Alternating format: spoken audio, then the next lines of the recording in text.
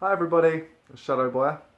So I've done a magical mishaps video, but I also kind of want to do a video which is about just an update because I feel like it's important to do updates every now and again for myself to see where I am within my own practice and if anybody else is interested. Um, in terms of an update, things have been strange this year. Things have been weird craft wise. It's been a year where I've been left to my own devices, very much so, through no fault of anybody's, no fault of my own, but just situations happen, things happen. Friends that I practice with regularly, one of them studying at the moment, another person, their car is broke down and that she's having major car troubles, bless her. One of my other friends has immigrated to Scotland. Sorry, not immigrated, but it's just a little joke we have. But he's moved to Scotland. So it's been a bit of a strange kind of year in the fact that things haven't been as sociable with my normal circle of friends. And that also means craft-wise as well. Craft-wise, things have been different. I haven't been practicing with anybody really, apart from the other night actually when my partner was like, "I'm gonna come to the woods with you," and I was like, "Oh, okay," and it was lovely.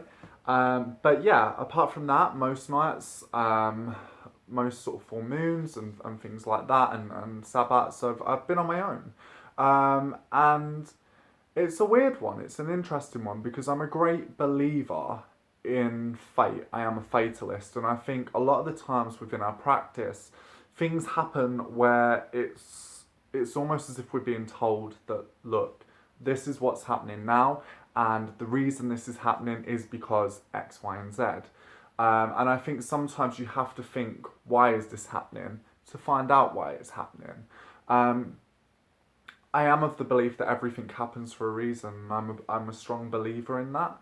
And so, yeah, it's kind of been a bit lonely, but at the same time, it's been very interesting because I do believe that I have been left to my own accord to focus solely on my shop, to focus on the Bocca Botanica, and to also focus within my own craft and my own practice. Um, so yeah, and I'm happy that friends are moving and are going to different places. Other friends are studying. Probably not happy about my friend having a car breakdown, but you know what I mean. I think it's important to see the positive in things as well.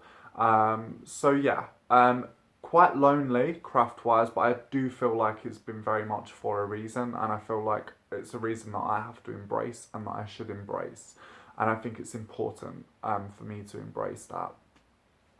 So yeah, in terms of my shop, I just kind of want to say like the Bocca Botanica, like thank you so much guys for being so supportive.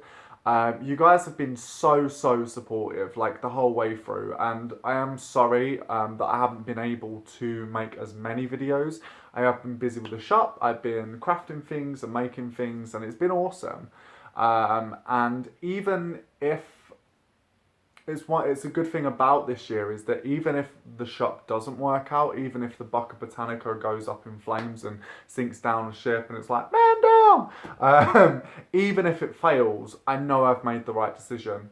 Being a tarot reader, I know that I am 10 times happier. I know that I am a lot more better off. I know that in terms of my time, like the time that I have time now.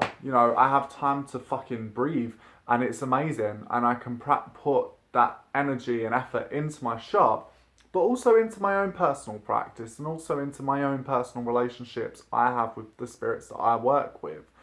And it's been incredible. It's been fun and it's been awesome. Um, and yeah, it's been very interesting.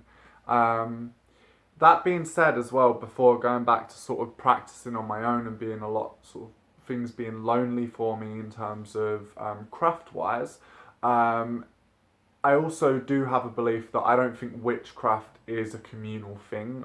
For me, I think witchcraft is a bit of a loner path. I don't think that the witch is somebody that fits in. with anybody, and that's my own personal opinion. But each to their own, but that is my opinion, that I believe witchcraft is a solitary thing, and I think way back when it would have been a solitary thing. I don't think people would have met up in covens or groups and things like that. Maybe they might have, who knows really, truly, who knows, but it's, for me, the idea of the witch, it's a solitary path. It's a path that one walks on their own. So it's been quite nice embracing that side of it as well, and just being on my own and sort of working within my own tradition as well, because I think when you work with other people as well, you also have to work within their tradition, and that goes to sort of all three of my friends, four of my friends, and I think that's important. You can't just say, well, we're only doing my tradition. So I think, you kind of have to bend things a bit. But obviously, being on my own, it's kind of been quite nice to focus on my own path, and apply that. But I do feel like this has happened for a reason, and I'm completely and utterly embracing it. But yeah, and things are awesome, though. Things are awesome at the minute. Like, in terms of, my business is doing a lot better than what I thought it ever would do within the first month. And, thank you so much again, for all the support. Thank you. I have so much time now. I can socialise with friends. And before, when I worked 12, 13 hours, I didn't. And I was fucking miserable. But now I can. If you hear someone going, if you hear all the sort of scratching, that's just Dylan. She's had a run around, but she just wants to come out all the time. She would live out that tank if she could. She does most of the time, but yeah. So that's happened this year as well. In terms of travelling, has been amazing so far. January to February, we went to Ireland, which I just fell in love with. Last week we went to Scotland. We went to Edinburgh for the Beltane Fire Festival, which I've been to Scotland before, but I feel such a big and deep connection to Scotland. Scotland, whenever I look at it, I feel so connected to it spiritually and ancestrally, and in an ancestral way. I feel a massive connection to Scotland. And even going through the train, just seeing the landscape of Scotland, it's wild, it's feral, it's a lot more untamed than it is in England, and it's stunning. And a part of me, like I said to Josh the other day, I was like, a part of me just wants to run away into the landscape and just get lost. To which he was like, "Oh my God, you're such a hippie." But it really is like that. When I see the landscape, I want to run into it and become enveloped into this landscape, and I feel such a pull. I really do feel an incredible pull on such a monumental level, and I feel incredibly connected to Scotland. And I felt like that with Ireland, but Scotland, there's some ancestral stuff going on there, I think. And so yeah, that was that, and that was amazing. It was for the Beltane Fire Festival. Beltane's a bit of a weird one for me, because a lot of people connect to it spiritually. I do not, and I've been to rituals where we've let's do a Beltane ritual, everyone's been like, and I've just been like, meh, I don't feel anything. And for me, Beltane is a really physical time of year. It's an incredibly physical time of year. For me, Beltane's about drinking, celebrating with friends, fucking, having lots of sex.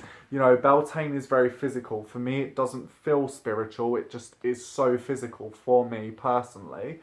And so this year I decided that I would go to the Beltane Fire Festival in Edinburgh and wouldn't do a ritual, and that would be my ritual, the pilgrimage to Scotland, to go and watch the performance. And I went, and you know what, I actually, by going and by watching and by being part of that, I felt spiritually connected to Beltane, which, fuck me, has never happened before. So yeah, I felt like a massive spiritual connection at Beltane, and I felt it was amazing. All the people that do it are voluntary as well, and amazing to watch. The people, like some of the people, male and female alike, are literally just naked, painted red, and they wear thongs, and that's it. And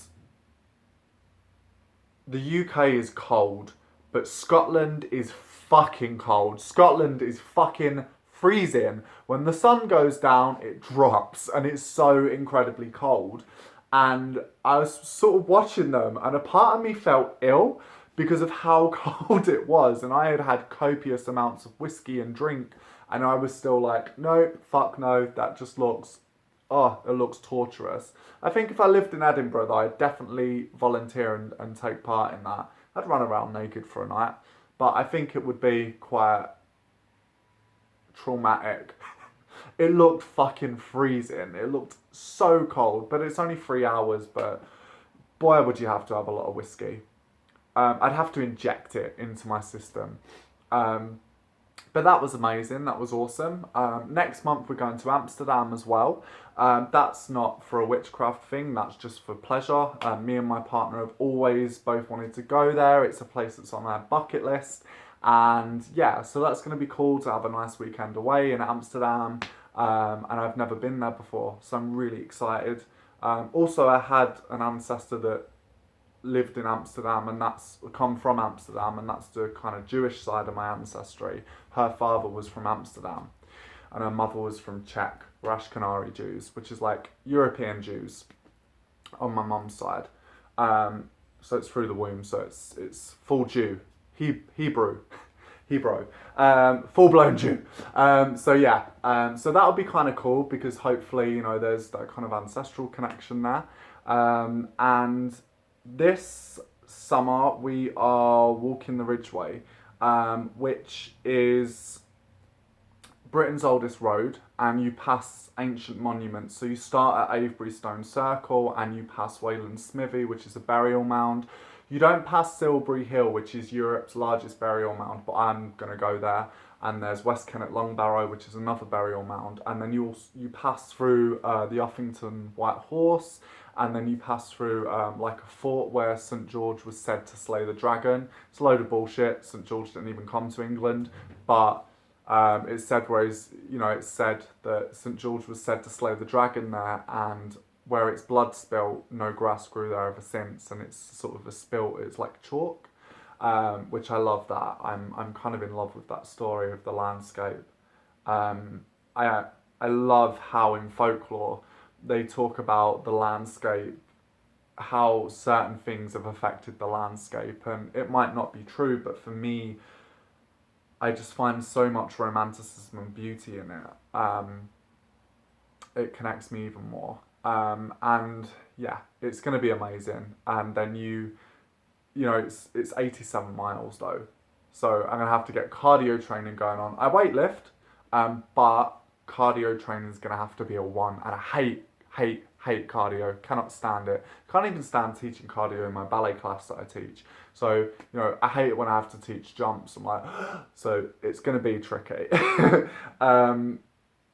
Give me heavy things, I will throw them around, I'll lift them, I'll do all sorts. Give me a treadmill, I'll run the other way. I will die. I can't do cardio full stop.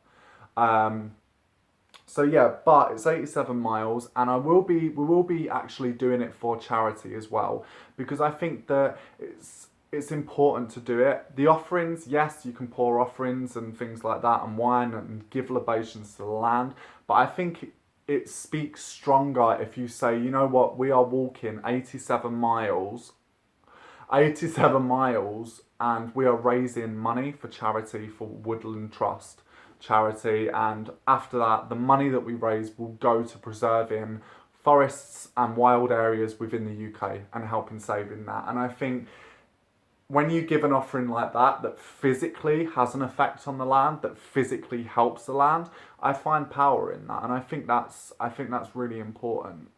So yeah, it's going to be amazing. I cannot wait. I really can't wait. I hate it when people ask for money over the internet, but I will actually put a link on my Shadow Boy Facebook page to the sort of charity and the GoFundMe page that we have It's not for us, it's all for charity. Everything is going to the Woodland Trust to help preserve wooded areas within the UK and save them from shitty corporations building on them or people building luxury flats out on them, because that happens a lot, especially at the minute.